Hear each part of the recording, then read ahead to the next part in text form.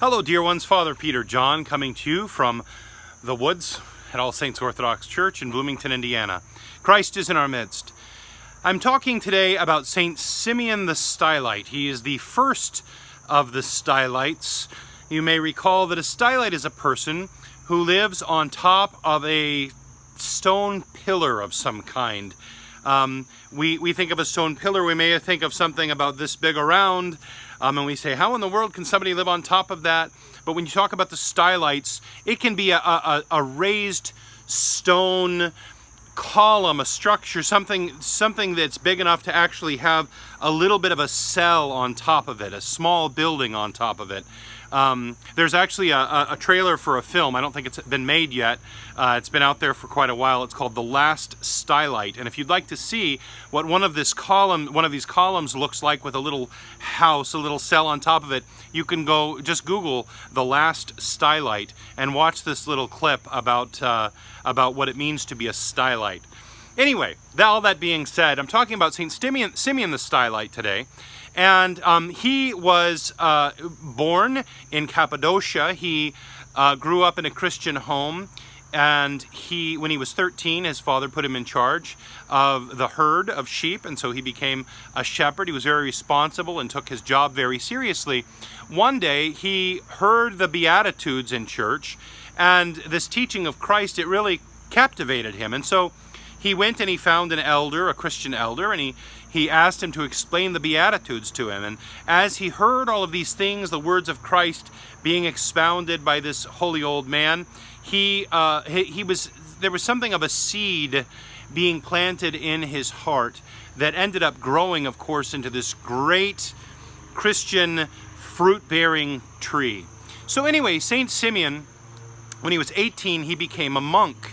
And he went to the monastery, and he was such a severe ascetic.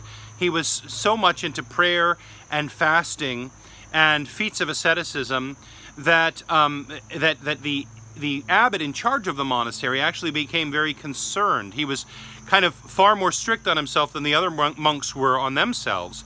And so he told him, he said, either you need to cut back on your ascetical feats or you need to leave the monastery. And so Simeon left the monastery, and he lived in a hole in the ground in a nearby mountain.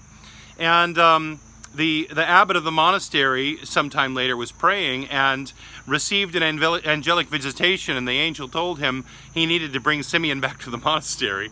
So he went and found Simeon and invited him to come back. Simeon was there for a while until he decided to go out again and live in a cave by himself, where he took up his habit as a hermit of prayer and fasting. During Great Lent, he actually decided not to eat or drink anything, right? Which sounds like an impossible feat for a human being, and I guess truly on our own it's impossible. But he found that by God's grace he was able to do this. He would spend one day in prayer, one day in prayer sitting, and one day in prayer standing. And so at the end of the 40 days, he'd spent 20 days standing in prayer, 20 days sitting in prayer, all the while eating or drinking nothing. He was a true ascetic, kind of an extreme ascetic. And people began hearing about him. And so they came to his cave, and they started all coming to look for a Christian word or a healing for something. And he found that it was very hard for him to spend time in prayer and contemplation because there were always people on his doorstep. And so he decided to do something very unusual, something that had never been done before in the history of Christianity. And that was, he went and he found a stone pillar about 8 feet tall, and he built a little cell on top of it, and he lived in there. This wall here is about 8 feet tall. So this will give you a little bit of an indication of how high up he was.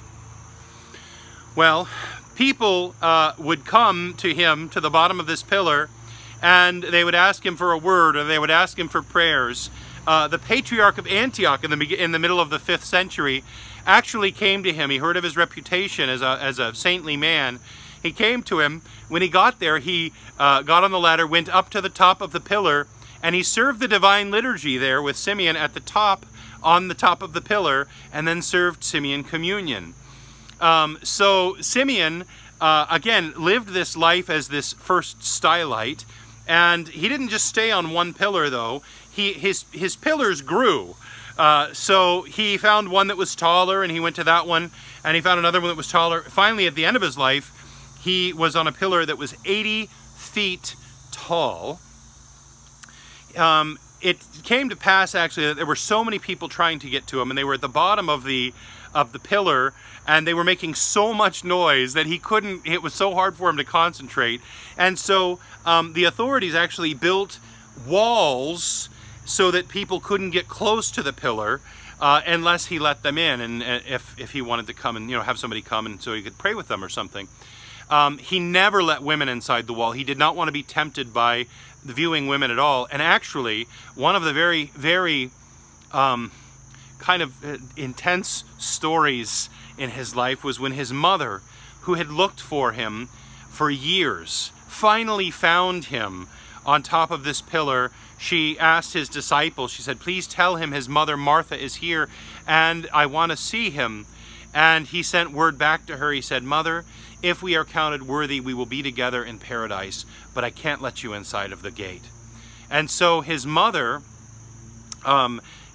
spent the rest of her life in prayer at the gate there. And when she died, then he asked that her coffin be brought up to the top of the pillar so that he could say prayers there, which he did. And when he said prayers for her, the story goes that a smile was seen on her face after she departed this life. Anyway, Saint Simeon the Stylite, again, the first of the Stylites, ascending this stone pillar to raise his soul heavenward toward God and to escape the cares and temptations and distractions of the world. May Saint Simeon the Stylite pray unto God for us and for our salvation. Christ is in our midst. He is and ever shall be.